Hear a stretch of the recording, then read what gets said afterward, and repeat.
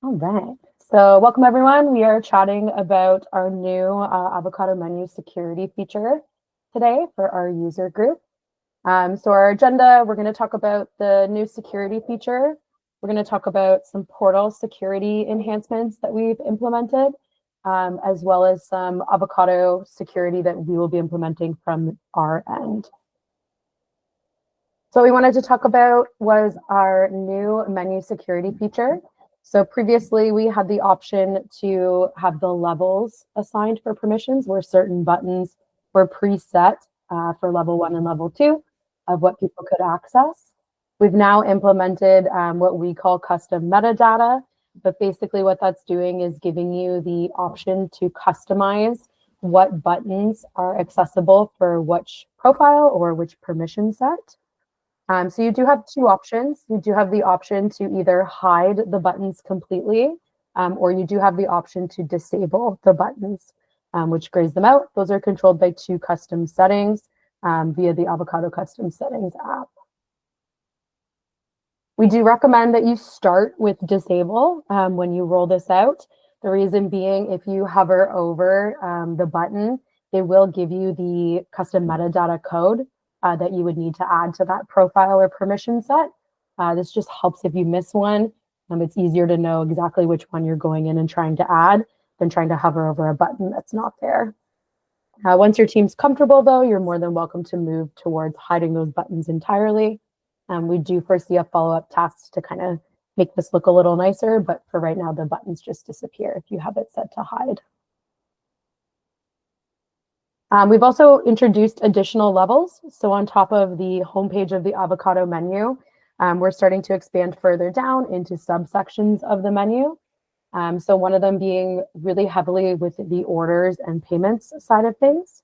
So we do have the option to lock down refunds, if that is something you wish, managing payment methods and managing adjustments.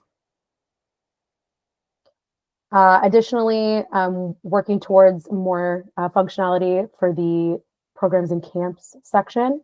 So things like the instance uploader, creating programs, creating instances.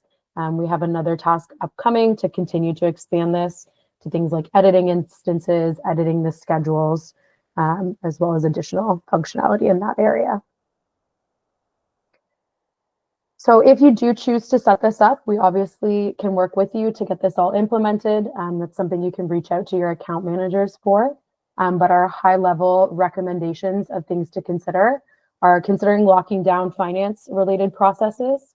So anything like order management, deactivating orders, canceling transactions, manual AR or journal entries, locking those down, payment processing, refunds, period end, and managing price books from the menu.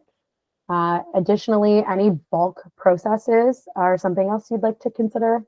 So things like your membership renewal, instance uploader, or third party. So just areas where your frontline staff could potentially make a bit of a mess if they were to make a mistake. In addition to our menu security, we have implemented some additional portal security features as well. So we have created CAPTCHA. Currently, we support it on account creation as well as program registration / purchases. This isn't required, but it is something we highly recommend. This does require you to set up a CAPTCHA account with Google, which can have a cost depending on how many times you're trying your CAPTCHA. It is fairly reasonable though, and I do believe the benefits outweigh the cost, but that is absolutely a decision for your organizations to make. But basically, if you're unfamiliar with CAPTCHA, basically after so many attempts of adding something to a cart or trying to check out, you would be prompted just to validate that you're not a robot. And then additionally, when you're creating the account as well, you do have to check that box. This just helps prevent bots and spam attacks, as well as scripts being run on your org. In addition to the two optional features, we are going to be continuing to roll out some security from our end in terms of kind of locking things down from a page layout perspective. As we've been going through finance, related issues. We're seeing a lot of those issues being caused by staff maybe doing something they shouldn't be in the back end. So we'll be reviewing those from our end and in communication with your account manager and yourselves, making those changes. So some examples of things we foresee locking down are PSI and GL master, creating them to be read-only in the back end, as well as orders and order items, and locking anything down related to payment methods as well. So these would be things that we'd largely control on the page layout. And again, conversations to have with your account manager on what that looks like for your team going forward. Don't have a huge presentation today because it's a couple quick features, but I want to open it up to questions. And then if no one has questions, I know a couple organizations are already using the custom metadata. And if you're open to sharing, would love to hear how that's working out. And as well, if you are using it, if there's any additional buttons that you're finding you would really like locked down, please don't hesitate to pass those on to me. So any questions from anyone? Leah? I just had a quick question about what you just mentioned about the managing adjustments, adding that. Just wasn't sure if that's coming up or if that's already available. Andrew, do you know off the top of your head? I'd have to double check, Leah. We do have some coming up in this winter release with additional buttons, but I believe the adjustment one should be earlier. I'll just find the task for you. Thank you. Yeah, no problem. Anyone else have questions? Caitlin? So we're going through our testing process for this right now, and we are also working on locking down some kind of background access on objects to be so that people aren't like accidentally like deleting or creating things on the back end and going through the menu. And I just want to clarify, you had mentioned about using page layouts to kind of restrict some read access. So if during our testing we come across objects where they do need edit access to be able to have that functionality on the Avocado menu, is that kind of like the alternative suggestion would be to like still give them edit access at the profile permission level, but then to change the page layout for their backend record so that it doesn't at the field level that's restricted to read only? Let Rob or Andrew answer that one. I'm assuming, I don't know which one of you wants to take it, but. Doesn't matter. Yeah, go ahead if you're good, Andrew. Yeah, so you can, when we were talking recently about object access, you can give someone access to an object and then give them read-only on certain fields or completely block them from viewing certain fields, field level security. So what that's called. Sorry, but I think I might have missed the specific question. Like, is this an alternative to the Avocado Menu Security, or sorry? Yeah, it would be, can you take off something off the page layout and give them edit access, but not have it be visible on their page layout? I think, Caitlin, is your question. Yeah.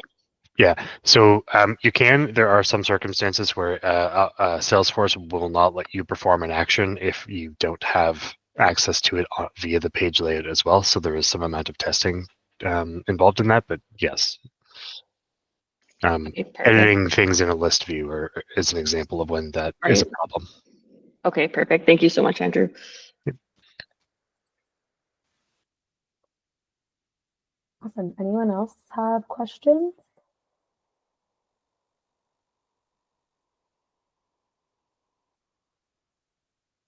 All right. If there's no more questions, Caitlin, I know you shared you're in testing. Does anyone from Dallas or HBB want to share about how this is currently working for you?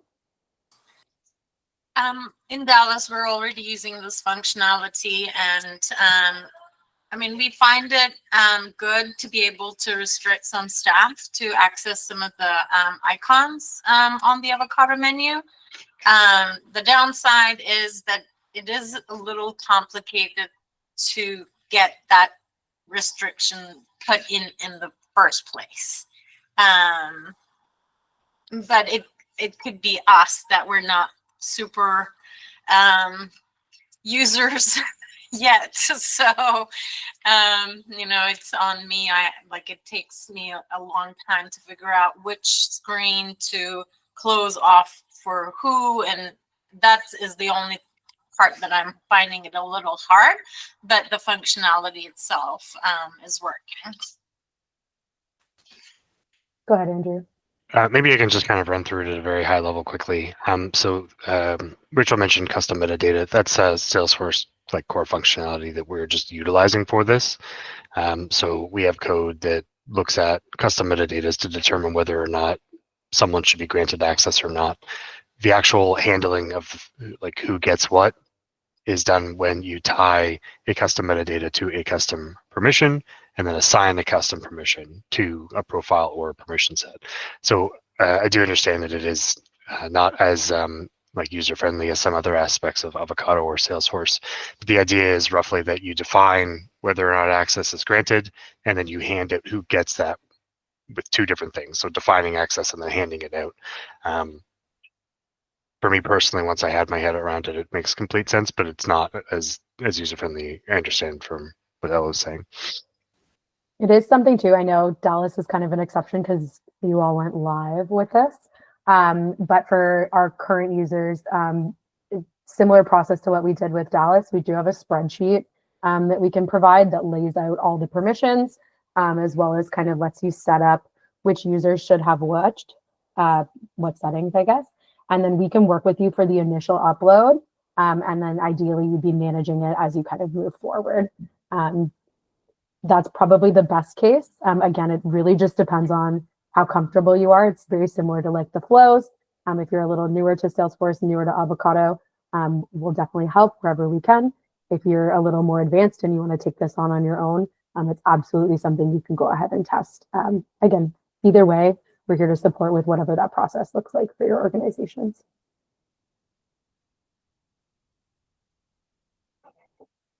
Thanks for sharing from Dallas, Ella. Anyone from HBB want to share? I can jump in and share. I was like, I thought I saw you in here, Adam, and I was going to call you up, but then I couldn't see your person. So I was like, oh no. It was hiding. Yes, we have gone live with what I'm calling phase 1 of button obscuring or button hiding. And we had the same confusion you did, Ella, around like, how do we wrap our heads around this? So the way we found that was effective, and I think it's worth mentioning, there are more buttons in the Avocado menu than you might think. The list is quite comprehensive. We actually block everything from everyone and then create a permission set called admin or called super user and assign it to everyone. So we've taken it away and then we've assigned it to everyone. And then we clone that permission set. And at each level, we make it more restrictive. So our frontline staff can't mess with our GLs or our taxes, and our finance staff can do some of those things, but not all of those things. So once we figured out the macro set, it became easy to clone that and say, okay, at this next level of security, what should those people not be able to touch? So it was really successful. And the funny story is we forgot that our system administrator, as a sort of license and profile, would need access. And so we blocked him out for a day until we figured that out. Thanks for sharing, Adam. Sorry about your sysadmin. Sure they had I don't know if it was you. Did you block yourself out or was it another person? Okay. But I knew who had done it. It was me. And we just turned custom metadata off and then it worked again. Awesome. Caitlin?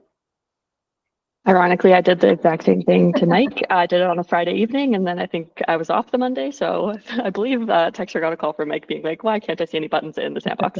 But I was going to add on just something we're doing in testing that I think kind of lines up with Adam's approach is, and this will be really helpful once we have the permission sets and stuff as well, but is kind of our base level is much more restricted, and then permission sets get added on to allow extra features. And our kind of intentionality around that as well is it's not just myself or Mike that are setting up user permissions.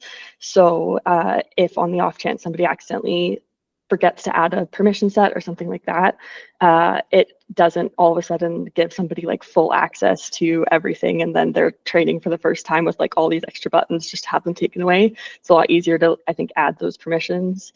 If somebody realizes they can't touch any buttons, they'll be like, send in a ticket. Whereas, so we kind of went that same route with our testing right now, where it's adding extra things on rather than taking things away with those extra profiles and permission sets. Awesome. Yeah, thanks for sharing, Caitlin. And I know, Caitlin, I got a list from you of some extra buttons, but to Adam and HBB team and Ella and the Dallas team, if you're encountering those things that you're like, it would be nice if we could lock this down as well. Again, please, and I think Leah, you're testing as well in Sandbox, but if you come across those things, by all means, please pass them on. We envision this being a continuing process, continuing to expand it throughout the menu. Andrew? I'm sure what I'm about to say will shock everyone, given everyone understanding the documentation I create. But I think that the comments around how this is more complex, this is the kind of thing that benefits from you creating your own documentation on who is supposed to get what sort of thing. And then once you've defined that, you know, you can implement it and you can update your documentation with not exactly like how you implemented it necessarily, because we have documentation on our end that would help with that, but like including in your own documentation of, you know, these levels got these specific custom permissions or something like that, so that you can, in the like future you has that to refer to if you have any kind of questions or concerns with how it's working like 6 months down the line.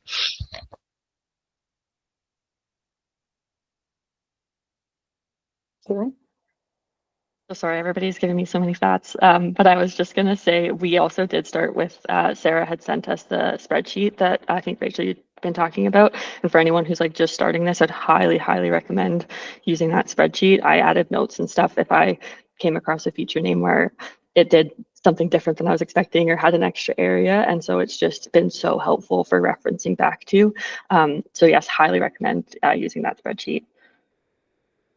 Awesome. Yeah, and that's yours. We clone it for each org, so you're more than welcome to take that and kind of run with it if need be, and add comments. You can, if it's in our drive, you can literally just @ me, and I can see if you need to add buttons too.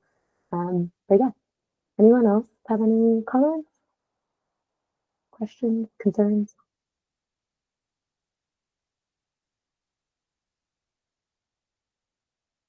Going once, going twice. I might jump in, Rachel. Yeah.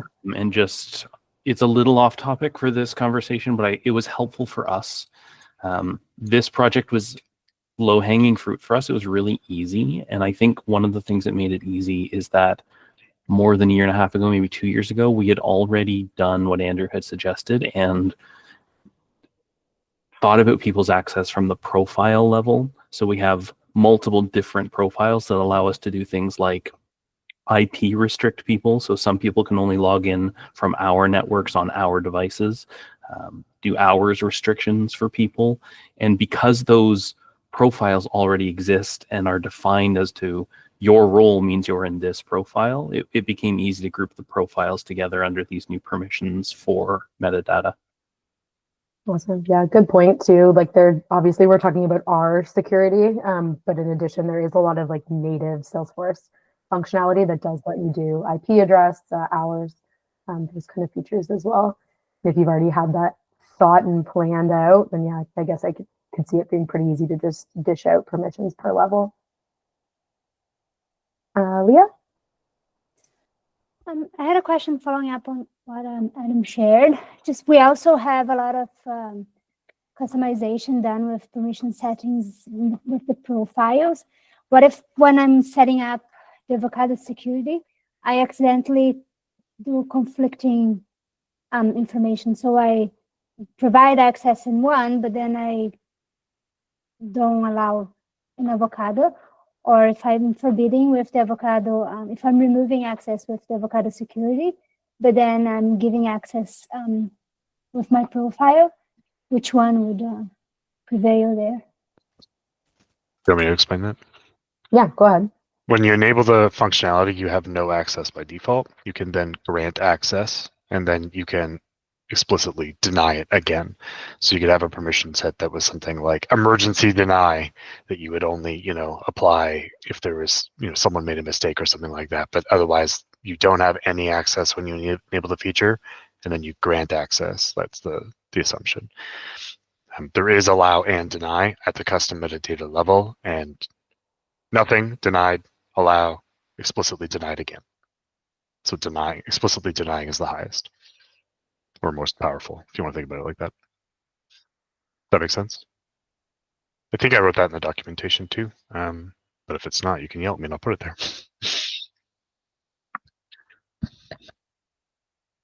Awesome. Anyone else? I guess just a question. I think I know the answer for this for some of you, but for the people who are using it, are you hiding or denying your button access? Just out of curiosity. We are graying it out for now so that staff can give us screenshots and we can see what they're trying to click. We would consider moving to hiding, but I don't know. I kind of like the symmetry in the menu, so we'll leave them grayed out for now. Okay. Caitlin, sounds like you as well. Dallas, I'm pretty sure I know the answer, but I believe you're disabling as well. Is that correct? Yeah, we are grayed out. Yeah. Okay. That was more just me curious. Again, I had assumptions, but wanted to check. Awesome. Good to hear that everyone is disabling rather than hiding, because in design decisions for this, it is contentious between, right, well, if I can't use it, why do I see it? Versus this button used to exist, where has it gone? So trying to decide what is best for a user to have that feedback is very useful. Caitlin? I know one of the key decisions when Mike and I were trying to decide between hide or disable was also the fact that we just have so many SOPs with all of the buttons visible. And for people that are using those SOPs or turning on that for the first time, at least they have like the full visual of the Avocado menu to be able to help like locate buttons where they should be if they're kind of using those as like guidance. So that was another kind of reason we went for the disable option instead. Makes sense. Anyone else have any questions? Go ahead, Andrew. You just reminded me of something that I don't think we covered, and I don't know if we explained anywhere, which is that the disabling is not actually the button, it's the feature. So if you knew like what to type into the web browser to navigate to the button without clicking the button, the whole feature is blocked, so you can't do that. I don't know if anyone would be wondering about that, but like the end result for 99% of people is that the button is either gone or not there, but it is actually the feature. That's the way it works. Thank you. Last call for any questions. Awesome. Thank you all for coming. If you have implemented this and you have more considerations or more things you want to chat about, obviously reach out to your account manager. They can also loop myself or Andrew in for those conversations if need be. And if you have not implemented this yet, again, also reach out to your account manager. This is something we are advocating for from our side. Obviously, the more controlled, the less room for error. So definitely something we encourage you to implement, and happy to help support in any way we can. But thanks for taking some time out of your afternoon to join us, and I hope this was helpful, and we'll continue to have these conversations going forward. Thanks, Rachel. Thanks, team.